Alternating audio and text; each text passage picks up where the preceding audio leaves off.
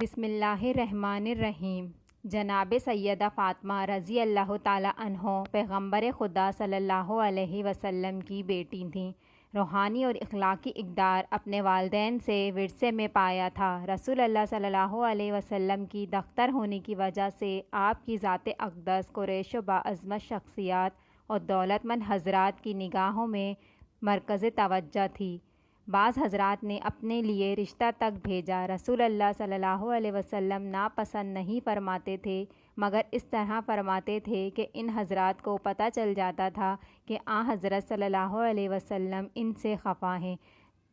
جناب رسول اللہ نے حضرت فاطمہ رضی اللہ تعالیٰ عنہ کو حضرت علی رضی اللہ تعالیٰ عنہ کے لیے مخصوص کر دیا تھا، اور آپ صلی اللہ علیہ وسلم چاہتے تھے کہ حضرت علی کی طرف سے اس کی پیشکش کی جائے۔ اصحاب پیغمبر نے یہ محسوس کر لیا تھا کہ پیغمبر خدا کا دل چاہتا ہے کہ حضرت فاطمہ کا نکاح حضرت علی سے کر دیں، لیکن حضرت علی کی طرف سے اس کی پیشکش نہیں ہو رہی تھی۔ ایک دن جناب عمر رضی اللہ تعالیٰ عنہ، ابو بکر صدیق رضی اللہ تعالیٰ عنہ اور سعد بن معاذ ایک گروہ کے ساتھ مسجد میں بیٹھے ہوئے تھے۔ ابو بکر صدیق نے کہا، حضرت فاطمہ کی نسبت کے لیے رسول اللہ نے کسی کی بھی درخواست منظور نہیں کی۔ رسول اللہ صلی اللہ علیہ وسلم نے فرمایا کہ حضرت فاطمہ کا شوہر منتخب کرنا اللہ کے ہاتھ میں ہے۔ ابھی تک حضرت علی کی طرف سے جناب پیغمبر کی خدمت میں حضرت فاطمہ کا رشتہ نہیں مانگا۔ شاید میں سمجھتا ہوں کہ حضرت علی کی طرف سے اس اقدام کا نہ کرنے کی وجہ ان کی تنگ دستی ہے۔ جناب ابو بکر صدیق نے جناب عمر رضی اللہ تعالیٰ عنہ اور سعد بن معاذ سے کہا کہ اگر تم لوگ چاہتے ہو تو ہم مل کر حضرت علی کے پاس چلیں اور ان کے سامنے اس موضوع کو پیش کریں۔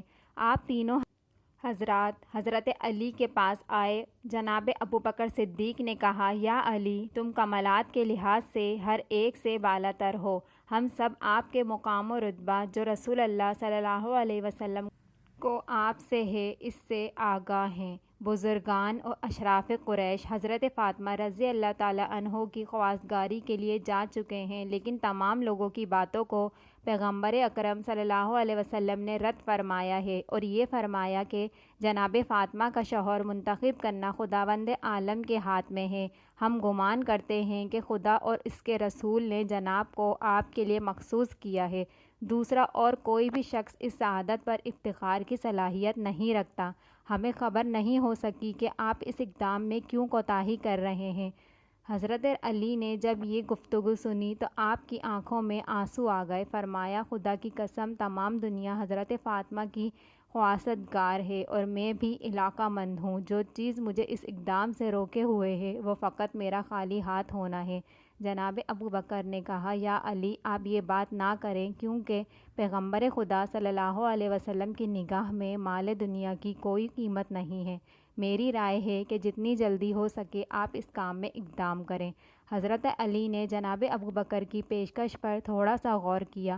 ایک طرف آپ کا خالی ہاتھ ہونا اور دوسری طرف یہ بھی جان چکے تھے کہ آپ کے ازدواج کا وقت آ پہنچا ہے، کیونکہ آپ کی عمر 21 سال یا اس سے زیادہ ہو چکی تھی۔ انہیں اس عمر میں شادی کرنا ہی چاہیے، اور جناب فاطمہ جیسا رشتہ بھی نہ مل سکے گا اگر یہ سنہرا وقت ہاتھ سے نکل گیا۔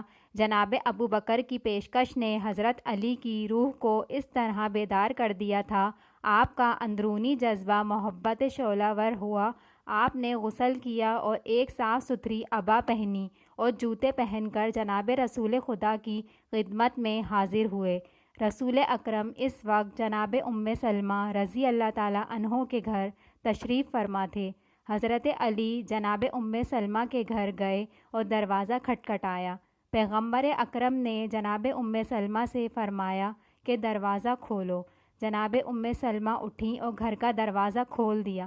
حضرت علی گھر میں داخل ہوئے اور سلام کیا اور پیغمبر خدا کے سامنے بیٹھ گئے، اور شرم کی وجہ سے سر نیچے کیے ہوئے تھے اور اپنے ارادے کو ظاہر نہ کر سکے، اور تھوڑی دیر تک دونوں چپ رہے، اور آخر پیغمبر اسلام صلی اللہ علیہ وسلم نے اس سکوت کو توڑا اور فرمایا، یا علی، گویا کس کام کے لیے میرے پاس آئے ہو جس کے اظہار کرنے سے شرما رہے ہو؟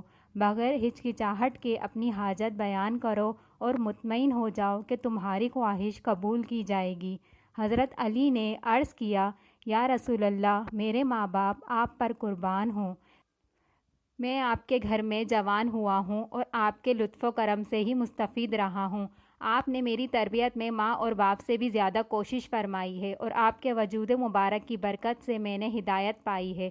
یا رسول اللہ خدا کی قسم میری دنیا اور آخرت کی پونجی آپ ہیں۔ اب وہ وقت آ پہنچا ہے کہ میں اپنے لیے کسی شریک حیات کا انتخاب کروں اور خانہ دار زندگی کو تشکیل دوں۔ اگر آپ مصلحت دیکھیں تو اپنی دختر جناب فاطمہ کو میرے عقد میں دے دیں، جس سے مجھے ایک بہت بڑی سعادت نصیب ہوگی۔ پیغمبر اسلام صلی اللہ علیہ وسلم اس قسم کی پیشکش کے منتظر تھے۔ آپ کا چہرہ انور خوشی اور سرور سے جگمگا اٹھا اور فرمایا کہ صبر کرو، میں فاطمہ سے اس کی اجازت لے لوں۔ رسول اکرم جناب فاطمہ کے پاس تشریف لے گئے اور فرمایا تم علی کو بہتر جانتی ہو، وہ تمہاری خواستگاری کے لیے آئے ہیں، اگرچہ تم اجازت دیتی ہو میں تمہارا ان سے عقد کروں۔ جناب فاطمہ شرم کی وجہ سے ساکت رہیں اور کچھ نہ بولیں۔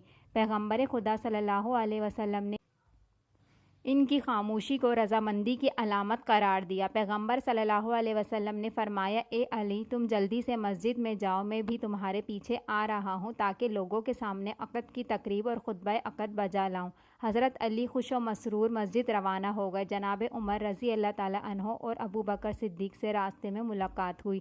تمام واقعے سے ان کو آگاہ کیا اور کہا کہ رسول اللہ صلی اللہ علیہ وسلم نے اپنی دختر مجھ سے تزویج کر دی ہے اور ابھی میرے پیچھے آ رہے ہیں تاکہ لوگوں کے سامنے عقد کے مراسم انجام دیں۔ پیغمبر خدا صلی اللہ علیہ وسلم مسجد میں تشریف لائے۔ آپ کا چہرہ خوشی اور شادمانی سے چمک رہا تھا اور خدا کی حمد و ثنا کے بعد فرمایا اے لوگو آگاہ رہو کہ جبریل علیہ السلام مجھ پر نازل ہوئے ہیں اور خداوند کریم کی طرف سے پیغام لائے ہیں کہ حضرت علی اور جناب فاطمہ کے ازدواج کے مراسم عالم بالا میں فرشتوں کے حضور منعقد کیے جا چکے ہیں اور حکم دیا ہے کہ زمین پر بھی یہ مراسم انجام دیے جائیں۔ میں تم کو گواہ قرار دیتا ہوں۔ آپ اس کے بعد بیٹھ گئے اور حضرت علی سے فرمایا کہ اٹھو اور خطبہ پڑھو۔ حضرت علی کھڑے ہوئے اور فرمایا کہ میں خداوند عالم کا اس کی نعمتوں کا شکر ادا کرتا ہوں اور ایسی گواہی دیتا ہوں جو اس ذات کو پسند ہو اور ایسا درود ہو جناب محمد صلی اللہ علیہ وسلم پر جو آپ کے مقام و درجے کو بالاتر کر دے۔ لوگوں میرے اور فاطمہ رضی اللہ تعالیٰ عنہ کے ازدواج کو اللہ تعالیٰ نے پسند فرمایا ہے اور اس کا حکم دیا ہے۔ رسول اللہ نے جناب فاطمہ کا عقد مجھ سے کر دیا ہے، آپ ان سے پوچھ لیں اور گواہ ہو جائیں۔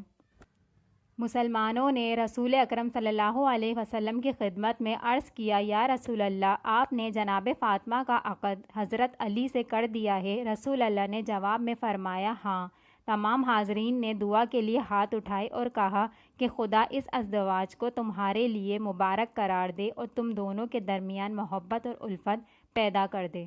سبحان اللہ۔ اگر آپ کو میری ویڈیو اچھی لگی ہو تو لائک کریے گا اور سبسکرائب کے بٹن کو دبانا نہ بھولیے گا۔